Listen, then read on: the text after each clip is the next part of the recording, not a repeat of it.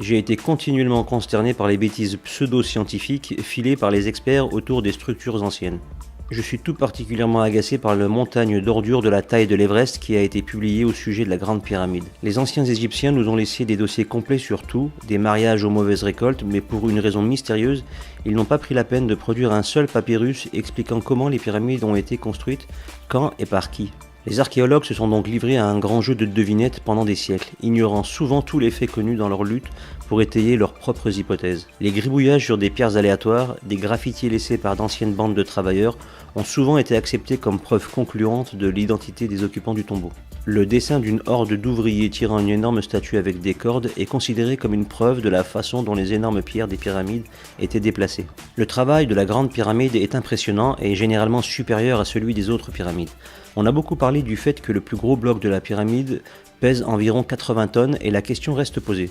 Comment les anciens Égyptiens ont-ils déplacé ces énormes blocs des carrières situées à des centaines de kilomètres de là? La plupart des pyramidologues négligent d'autres pyramides plus petites qui contiennent des pierres pesant 2 fois plus que le monolithe de la Grande Pyramide. Étonnamment, plusieurs des petites pyramides posent des questions bien plus déroutantes que celles proposées par la Grande Pyramide. Nous savons maintenant que la construction des pyramides était autrefois une pratique universelle dans le monde entier. Il y a plus de 6000 ans, des peuples inconnus ont assemblé de grandes pyramides au Mexique. De gigantesques monticules artificiels ont été construits en Chine, en Grande-Bretagne, en Amérique du Nord et sur des îles éloignées du Pacifique, alors que les Égyptiens vivaient encore dans des huttes de terre le long du Nil. Pendant la Seconde Guerre mondiale, des pilotes ont rapporté avoir vu une ou plusieurs pyramides massives se dresser silencieusement dans les vallées himalayennes isolées.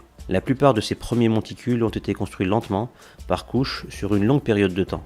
Chaque année, lors de fêtes religieuses spéciales, les indigènes se rassemblaient pour transporter laborieusement des paniers de terre et de pierres vers les monticules et compléter une nouvelle couche. De Babylone à l'Amérique du Sud, il était d'usage d'ériger un temple spécial au sommet du monticule ou de la pyramide. La jeune fille locale la plus belle était alors choisie pour attendre dans le temple la visite d'un dieu mystérieux. Le dieu était censé descendre du ciel et avoir des relations sexuelles avec le sacrifice. Des tables, des chaises et des lits en or massif étaient placés dans ces chambres nuptiales cosmiques, car selon la légende, les dieux étaient en accord avec la fréquence de l'or. Ceci est également souligné dans la Bible.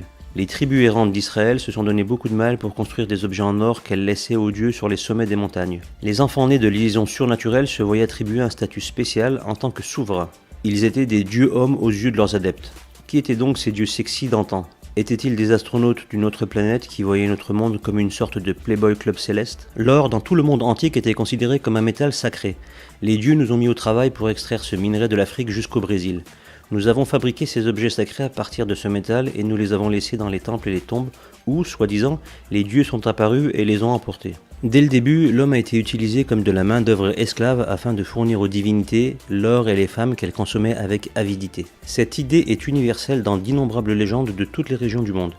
Les pyramides et les monticules faisaient partie d'un système mondial destiné à servir les dieux et pas seulement à les adorer, à une exception près.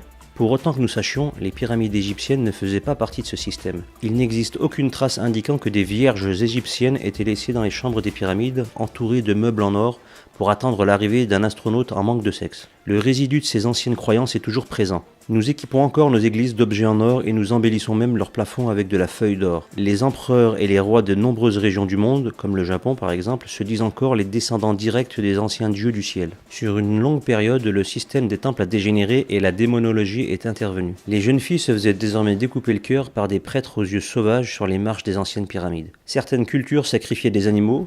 Jusqu'à une époque récente, la religion était la force unique la plus importante sur cette planète. Les hommes souffraient d'incroyables difficultés et accomplissaient volontairement le travail le plus ardu pour prouver leur foi. La construction des monticules et des pyramides n'était sans doute qu'une autre démonstration de la foi. Les dieux des anciens temps étaient plus craints qu'aimés et leur société tournait entièrement autour des rites et des pratiques religieuses. Presque tous les grands monuments et structures de l'ancien monde qui subsistent aujourd'hui étaient de nature purement religieuse. Les hommes vivaient dans des huttes d'herbe tandis qu'ils construisaient de puissants temples de pierre et d'or pour leurs dieux. Les grandes villes ont été érigées non pas comme des centres de commerce mais comme des centres de culte. Chaque année, les croyants devaient parcourir de nombreux kilomètres pour se rendre dans ces centres afin de contribuer au projet de la pyramide locale. Peut-être ont-ils aussi été les témoins de manifestations mystérieuses qui ont renforcé leurs croyances. Des études portant sur des milliers d'observations d'ovnis modernes ont permis de découvrir que les énigmatiques soucoupes volantes ont tendance à apparaître sur les 21e ou les 24e jours du mois. Ce schéma était vrai en 1879 ainsi qu'en 1987. Des lumières étranges et des objets aériens ont également été fréquemment observés dans l'Antiquité et étaient probablement concentrés autour des mêmes jours du mois. Par coïncidence, les plus grandes fêtes païennes de l'Antiquité étaient le solstice d'été et d'hiver, le 21 juin et le 21 décembre. Ce sont les jours où le soleil n'a pas de mouvement vers le nord ou le sud et semble s'inverser. Les jours deviennent plus longs ou plus courts. Le solstice d'hiver est devenu la fête la plus importante dans la plupart des cultures et était généralement célébré le 24 décembre, 3 jours après l'événement. Stonehenge et de nombreux autres monuments anciens étaient soigneusement alignés avec les mouvements du soleil et des étoiles afin que les prêtres puissent déterminer l'heure des solstices. L'apparition de lumière et d'objets mystérieux pendant les fêtes était sans aucun doute considérée comme une activité pieuse. Bien que personne ne sait avec certitude quand est né le Christ, les chrétiens ont finalement choisi de célébrer son anniversaire lors de la fête romaine des Saturnalis. Autrement dit le 25 décembre, qui correspond au solstice d'hiver des calendriers antiques. C'était une tradition d'échanger des cadeaux à Saturnalis. Aussi, les premiers dirigeants chrétiens, intelligents et sournois, ont-ils poursuivi cette tradition tout en changeant le sens de la fête. Ces mêmes chrétiens intelligents ont réussi un autre coup d'État en déclarant que le Christ était mort à l'époque de l'équinoxe de printemps, quand le jour et la nuit sont de longueur égale. C'était déjà une ancienne fête païenne rendant hommage à notre vieille amie Ashtar, connue sous le nom de Istre par les anglo-saxons. En tant que déesse de la fertilité, il était naturel qu'elle soit associée aux lapins et aux œufs. Là encore, les chrétiens ont adopté des caractéristiques de cette fête tout en modifiant le sens. Ainsi, deux des plus importantes fêtes de l'Antiquité, basées sur l'observation du soleil à travers les henges et les roues de médecine, ont été perpétuées par les nouvelles religions chrétiennes. Là où les hommes se réunissaient autrefois dans les forêts et les lieux saints pour offrir des sacrifices au solstice, les adorateurs modernes ont involontairement poursuivi les traditions anciennes en se rassemblant dans les bâtiments aux plafonds voûtés et aux piliers cannelés destinés à imiter l'atmosphère des forêts aux mêmes dates. Dans certaines religions, le vin a remplacé le sang qui était bu lors des anciennes cérémonies païennes et de nouvelles légendes ont remplacé les anciennes. Les anciens Égyptiens avaient des méthodes qui ont maintenant été perdues. Ils étaient capables de transporter les énormes blocs sur des centaines de kilomètres, puis de les soulever pour les mettre en place.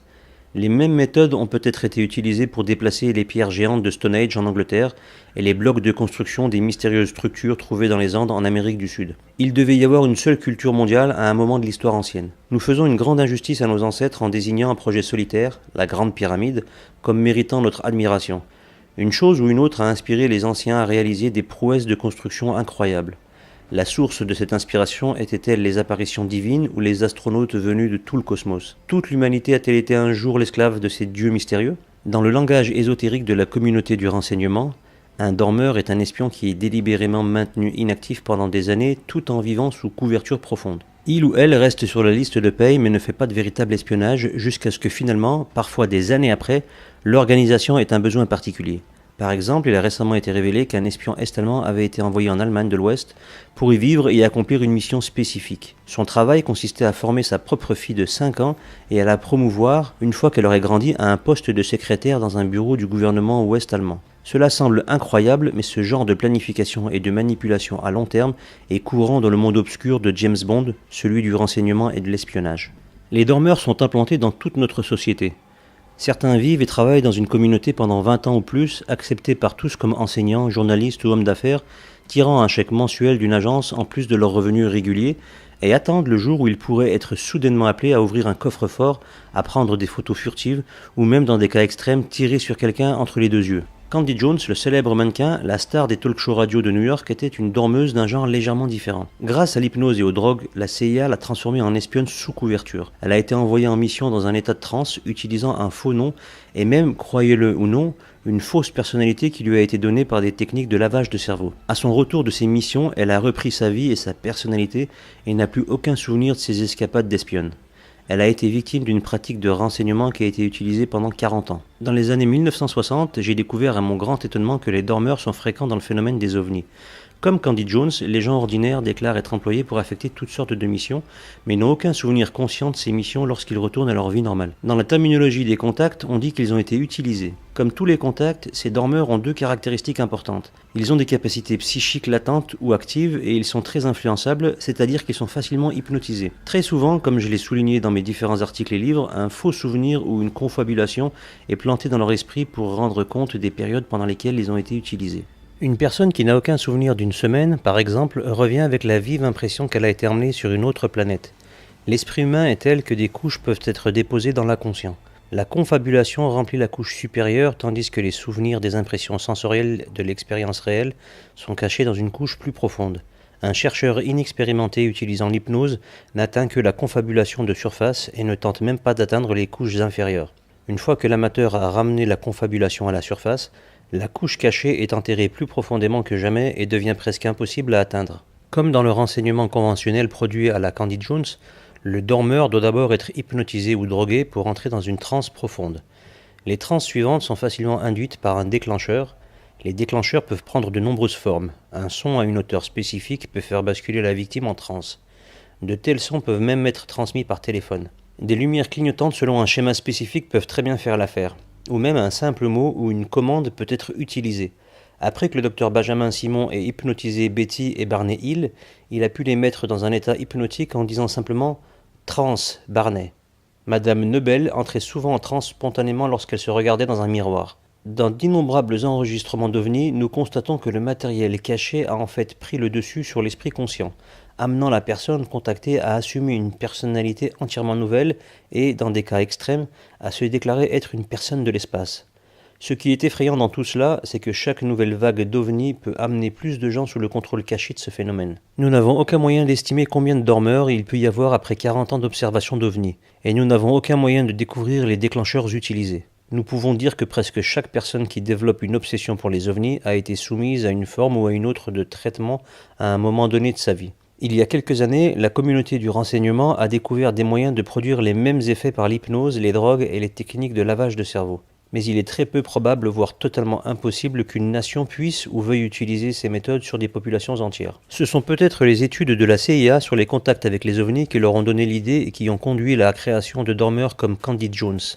La plupart des projectionnistes astro prétendent être escortés dans le monde étrange du super-spectre par un guide. Ces guides ressemblent généralement à des Indiens ou à des lamas tibétains et guident soigneusement la conscience errante. Certains contacts ovnis ont une EBO, traduisée en français expérience du hors-corps, sans le comprendre.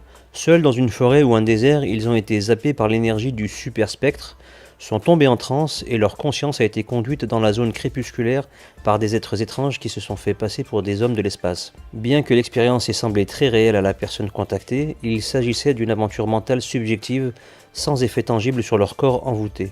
Comme les rêves, le temps est déformé pendant une EBO. Une seconde devient une heure devient une semaine. Et lorsque le percepteur retourne dans son corps, il est surpris de constater que quelques minutes seulement se sont écoulées. Les projectionnistes astronomes dérivent souvent dans d'autres dimensions et se retrouvent grotesquement énormes, regardant une Terre et une Lune de la taille d'une bille. Ils traversent l'univers en entier en un instant et se retrouvent à regarder une voie lactée qui n'est devenue qu'un faible reflet de lumière dans le cosmos. Ils ont l'impression de faire partie, à l'infini, de quelque chose de beaucoup plus grand. Ces dernières années, des milliers de vaches, de moutons, de chiens et de chevaux sont morts dans des circonstances très mystérieuses. Quelqu'un ou quelque chose a drainé le sang des carcasses de manière experte et a retiré chirurgicalement leurs organes sexuels, leur langue et leurs oreilles. C'est loin d'être un phénomène nouveau. Des vagues périodiques de mutilation d'animaux se produisent dans le monde entier depuis au moins 200 ans. Au début des années 1970, les mutilations ont connu une nette augmentation dans l'est des États-Unis.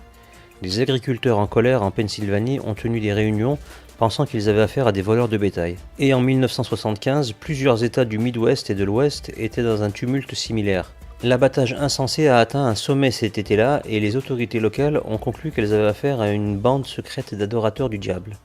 D'autres accusaient les maraudeurs venus de l'espace parce que d'étranges objets volants et des hélicoptères fantômes étaient souvent aperçus à proximité des mutilations. Nos vieux amis, les grands monstres chevelus, sont également entrés en action. Des témoins alarmés signalaient la présence de ces bipèdes géants en dehors de Pittsburgh en Pennsylvanie, simultanément à la disparition ou au massacre d'animaux domestiques. Les créatures auraient attaqué des poulaillers, envahi les porcheries, arraché la gorge de moutons malheureux et, de manière générale, mené une campagne de terreur contre nos communautés rurales.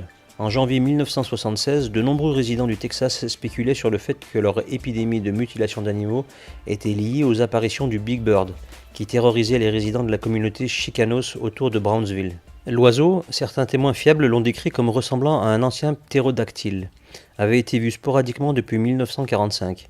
Il peut également être lié au légendaire Thunderbird, qui apparaît fréquemment dans les légendes des Indiens d'Amérique. Des monstres géants ressemblant à des animaux ont fait du bruit dans l'outback australien. La plupart des activités se sont concentrées autour d'une petite ville obscure appelée Goulma. Les observations du grand monstre poilu ont également été accompagnées d'ovnis et de mutilations d'animaux. Quelque chose qui a laissé des traces de pas de 15 pouces de long et 6 pouces de large a apparemment brisé le cou de plusieurs bovins.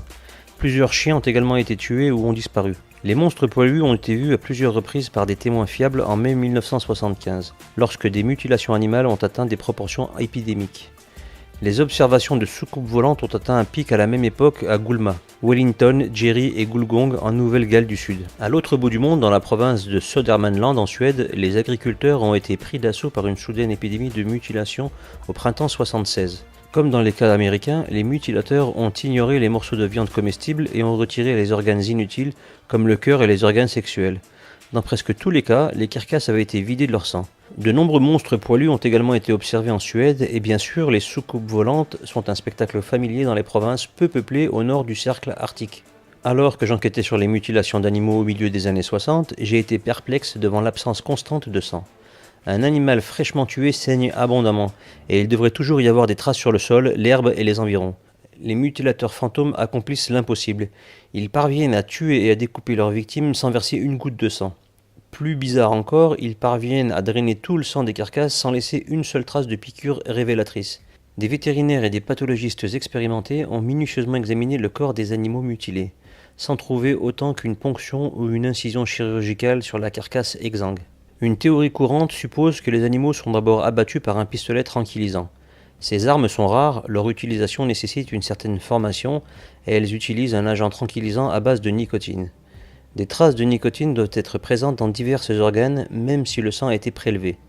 À défaut de trouver de telles traces, les autorités sont déconcertées. Ces animaux sont-ils d'abord paralysés par une force mystérieuse, comme l'ont souvent été les humains en présence d'ovnis ? Au lieu d'utiliser des drogues, les mutilateurs utilisent peut-être une forme d'énergie électrique qui immobilise tout le système nerveux. Dans d'innombrables affaires concernant les hommes en noir, des témoins ont affirmé avoir ressenti un engourdissement ou une paralysie lorsqu'ils ont été confrontés à eux. En Europe centrale, ces hommes mystérieux étaient autrefois considérés comme des vampires maléfiques. Selon la légende, ils paralysaient d'abord leurs victimes d'un regard hypnotique, puis buvaient leur sang. Ces légendes pourraient-elles être fondées sur des faits ? Heureusement, il n'y a pas eu de cas vérifiables de vampirisme à l'époque moderne, mais il y a de nombreuses disparitions de personnes chaque année et on peut supposer que les vampires modernes sont maintenant assez intelligents pour cacher ou enterrer les preuves incriminantes. Ou peut-être ont-ils tourné leurs pratiques sanguinaires vers des animaux, car tuer des êtres humains est devenu trop difficile et trop compliqué. Tout cela fait revivre une des théories les plus effrayantes d'Ivan Sanderson, que la Terre est une ferme et que nous sommes la culture. Les ovnis font-ils des raids fréquents sur nous pour satisfaire leur soif de sang, opérant derrière un écran de fumée de tromperie et de confusion ? Une autre théorie qui a reçu un soutien populaire dans les années 70 est que les mutilations d'animaux sont l'œuvre d'un culte secret au diable. De tels cultes existent, et ont toujours existé, mais les pires des rites de la magie noire impliquent le sacrifice de petits enfants et non de troupeaux entiers de moutons. Tout culte capable de se répandre sur une douzaine d'États, en même temps abattre des milliers d'animaux et ne laisser aucun indice doit être très important, très bien financé et très bien organisé, mais s'il pouvait se permettre de fonctionner à l'échelle nationale, voire internationale, il pourrait certainement aussi se permettre de maintenir leur propre ranch et abattoir. Ils n'auraient pas besoin de se faufiler dans les pâturages de l'Oklahoma pour drainer le sang de quelques vaches choisies par hasard. Cependant, de nombreux indices erronés ont été donnés pour indiquer l'existence d'un culte de l'abattage d'animaux. Des experts comme Jerome Clark et Ed Sanders, célèbre pour son étude sur la secte de Charles Manson, ont en fait interrogé des personnes qui prétendaient savoir quelque chose sur cette secte. Mais comme la police, ils sont finalement arrivés les mains vides. Cependant, il y a parfois un rapport surprenant concernant de mystérieux hommes cagoulés vus dans les zones de mutilation. Dans les années 1960, une femme de l'Ohio a affirmé que des hommes de grande taille, en vêtements blancs, tuaient ses vaches. Elle les avait poursuivis avec un fusil de chasse et était étonnée qu'ils puissent sauter des clôtures hautes avec une apparente facilité. En septembre 1975, Don Mitchell, un employé du service forestier, a rapporté avoir vu des hommes cagoulés dans un endroit appelé Cabin Creek, dans l'Idaho. Les vaches du corral faisaient beaucoup de bruit mais sont soudainement devenues très silencieuses. Mon cheval aussi était silencieux et regardait le flanc de la colline. J'ai pensé qu'il y avait peut-être des élans et j'ai avancé pour voir. Quand je me suis approché d'un groupe de saules, je les ai vus. Deux types avec des robes à capuchon noir, l'un mesurant environ 1m50 et l'autre 1m80. Le plus grand avait un sac de toile sur l'épaule qui semblait vide. Il se déplaçait à un très bon rythme et se dirigeait tout droit vers Cove Creek. Mitchell se trouvait à environ 50 mètres des deux hommes, et même s'il était à cheval, il n'a pas pu les rattraper. Plus tard, des agents du département du shérif du comté de Blaine ont fouillé la zone avec des résultats négatifs. Pourquoi quelqu'un qui se déplace dans une région boisée aussi éloignée se donnerait-il la peine de porter de longues robes noires? C'est comme porter un smoking pour aller à la chasse. Il y a eu de nombreux rapports étranges sur des hommes cagoulés qui ont été vus dans de nombreuses parties du monde, sautant à travers les routes en Angleterre, s'affrontant sur des routes isolées dans le Minnesota et en Virginie occidentale, s'enfuyant de vieilles fermes en Nouvelle-Angleterre. Qui sont ces hommes? Pourquoi systématiquement porter une capuche et une longue robe? Ces gens ne nous ressemblent probablement pas du tout. Pour pouvoir se déplacer parmi nous, ils doivent couvrir leur corps éventuellement étranger de la tête aux pieds. Sous ces robes, ils peuvent être complètement différents. Avec des millions de personnes qui sillonnent nos routes chaque jour, il n'est pas surprenant que les dunks, les conducteurs anonymes, soient de plus en plus fréquents. La littérature sur les ovnis est maintenant remplie de rapports sur les choses étranges qui arrivent aux gens dans les voitures. La majorité de nos rapports sur les monstres et les grands humanoïdes poilus proviennent d'automobilistes solitaires, généralement ceux qui conduisent seuls sur les routes de campagne, tard dans la nuit. Le récit le plus courant concerne une voiture qui prend un virage et tombe soudainement sur un ovni posé ou un monstre qui traîne comme un animal cherchant à passer de l'autre côté de la voie. De nombreux épisodes classiques des annales des ovnis ont commencé de cette façon. Ajoutez à cela le nombre croissant d'histoires de témoins qui se sont arrêtés innocemment pour aider ce qui semble être un compagnon de route en détresse, pour être soudainement attaqués par des types de genre Men in Black qui les avertissent sinistrement de garder le silence sur quelque chose qu'ils ont vu précédemment. Il est facile de conclure que la conduite automobile peut vraiment être dangereuse pour la santé. Des pilotes qui ont survécu à des expériences éprouvantes dans le célèbre triangle des Bermudes ont rapporté que leurs radios et leurs instruments se sont détraqués et qu'ils se sont sentis physiquement et mentalement désorientés, des indices pointant vers la pollution électromagnétique. Mais comme il n'y a pas de tour de relais ou de radar dans l'Atlantique, quelle pourrait en être la source? Nous savons que des faisceaux d'énergie sur toutes les fréquences baignent constamment la Terre depuis l'espace. Certains de ces faisceaux sont piégés ou du moins affaiblis par la ceinture de Van Allen et l'atmosphère de la planète. Mais certains de ces faisceaux passent intacts et balayent notre planète à peu près de la même manière que nos faisceaux radars ont exploré Vénus et Mars. Se pourrait-il qu'un habitant d'un monde lointain examine notre globe à l'aide d'un radar et qu'à l'occasion, lorsqu'un humain est pris dans une de leurs sondes, il fasse tomber sa voiture d'une falaise ou plonge son avion dans l'océan? De nombreux automobilistes ont maintenant connu des distorsions temporelles bizarres que les psychologues et les radiologues ne peuvent pas expliquer parce qu'ils ont parcouru de grandes distances dans des délais incroyablement courts. Dans un certain nombre de cas bien documentés, des avions sont également passés par l'une de ces inexplicables distorsions du temps. De telles distorsions de l'espace ne peuvent être expliquées que par une déformation directe et mystérieuse de notre réalité physique elle-même. Si vous dessinez deux points sur un morceau de papier, ils restent à une distance fixe tant que leur réalité, autrement dit le monde bidimensionnel du papier, reste statique. Mais si vous pliez le papier, vous pouvez rapprocher les points. En le pliant, vous avez modifié son état physique. L'espace lui-même peut être plié d'une manière ou d'une autre de sorte que la réalité immédiate d'un avion ou d'une voiture est altérée, et la distance apparemment fixe entre les points A et B est modifiée. Les machines et les personnes prises dans ces déformations de l'espace subissent également une compression du temps.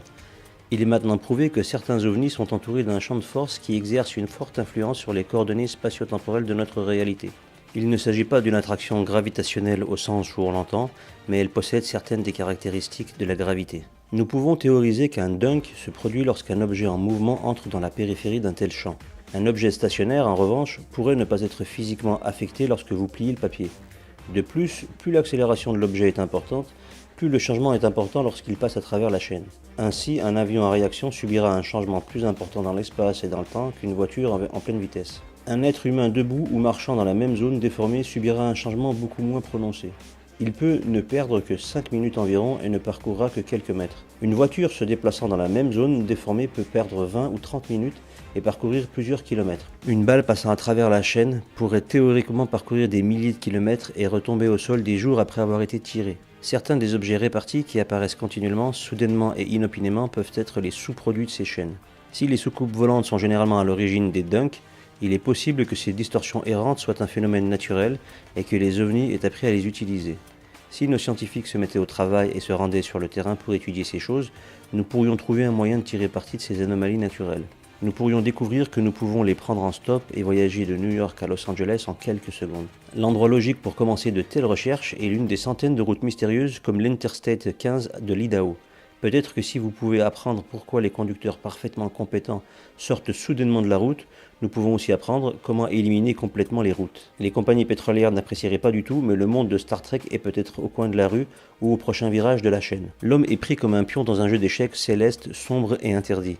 Des événements qui semblaient totalement insensés pour une génération allaient soudain acquérir une signification importante plusieurs générations après. Nous avons essayé de rationaliser notre situation avec des théologies et des cosmologies inventives.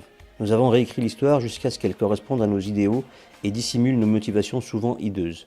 Notre véritable histoire est devenue un mythe et nos mythes sont devenus notre substitut à l'histoire. Cette partie de l'histoire et de la préhistoire qui se situe au-delà de nos faibles souvenirs a été remplie pour nous par des entités qui prétendaient appartenir aux Watchers. Une histoire orale a été transmise aux hommes qui se sont associés aux Watchers et nous en avons accepté une grande partie sans poser de questions. Après la destruction des grandes bibliothèques de Chine et d'Égypte, nos prophètes ont rempli les chapitres perdus du progrès humain. Nous avons traversé des âges de magie où la superstition et la peur de l'inconnu ont jeté de profondes ombres sur le psyché humain.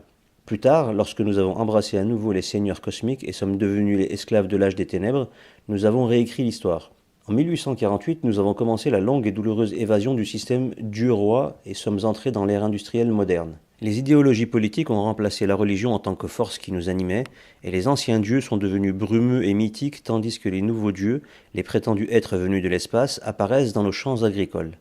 Ashtar, le chef autoproclamé de la Fédération intergalactique, n'est-il pas qu'une version actualisée de Ashtoreth, la déesse aux multiples poitrines des anciens ? Peter Tompkins, un des principaux experts en pyramides, a déclaré « À mesure que l'on en découvrira davantage, cela pourrait ouvrir la porte à une toute nouvelle civilisation du passé et à une histoire de l'homme beaucoup plus longue que ce qui nous a été crédité jusqu'à présent. » On suppose généralement que les îles britanniques étaient peuplées de tribus dispersées de type d'hommes de cavernes très primitifs à l'époque où Stonehenge et les Lays ont été construits.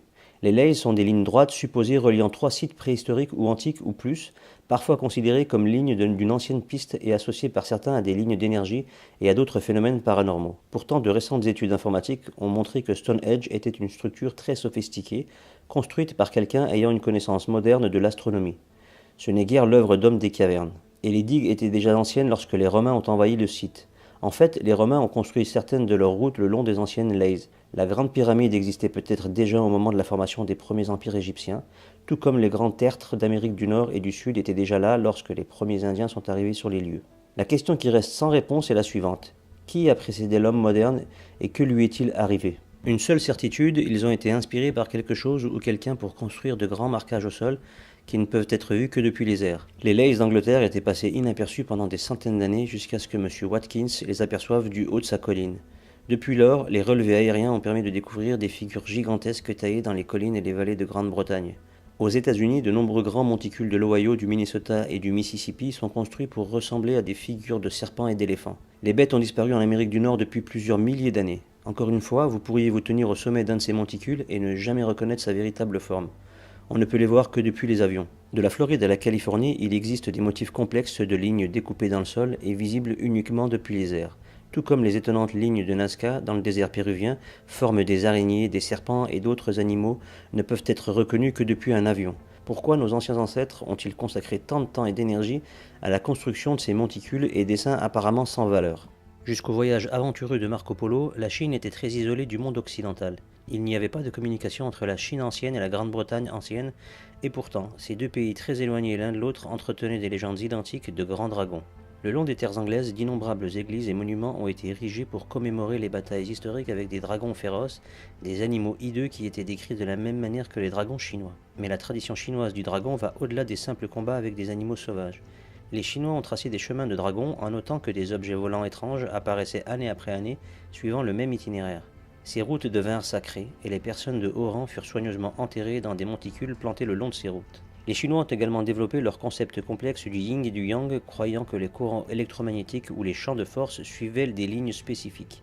Ce champ a été tracé au fil des siècles et marqué de la même manière que les Lays d'Angleterre. Dans les années 1950, le principal ufologue français, Aimé Michel, a découvert que les ovnis suivaient des itinéraires spécifiques sur la France année après année. Des ufologues comme le regretté Dr Fontes du Brésil ont prolongé cette découverte et ont essayé de retracer les itinéraires des ovnis dans le monde entier. Ce mystère de la ligne droite est devenu une controverse ufologique.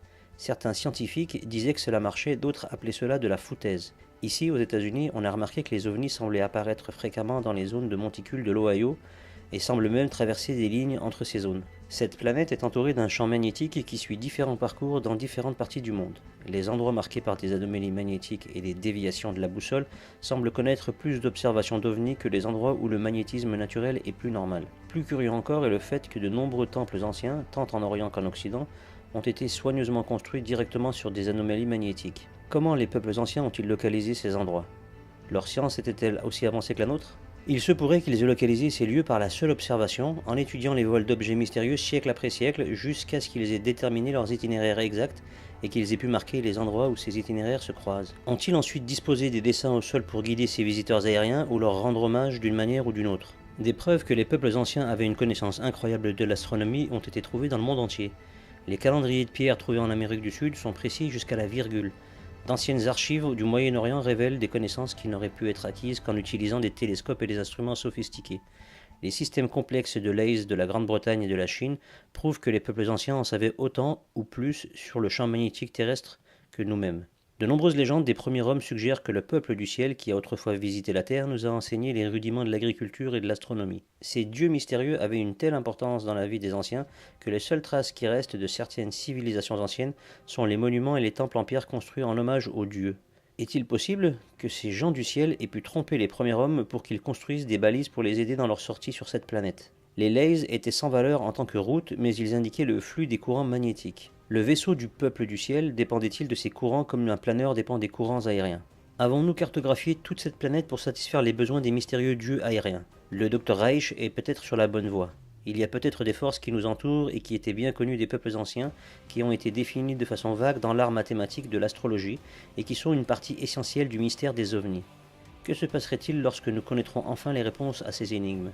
Commencerons-nous à travailler sur nos propres lasers, ou après avoir percé les secrets de l'univers, disparaîtra-t-on aussi soudainement et mystérieusement que les savants anciens?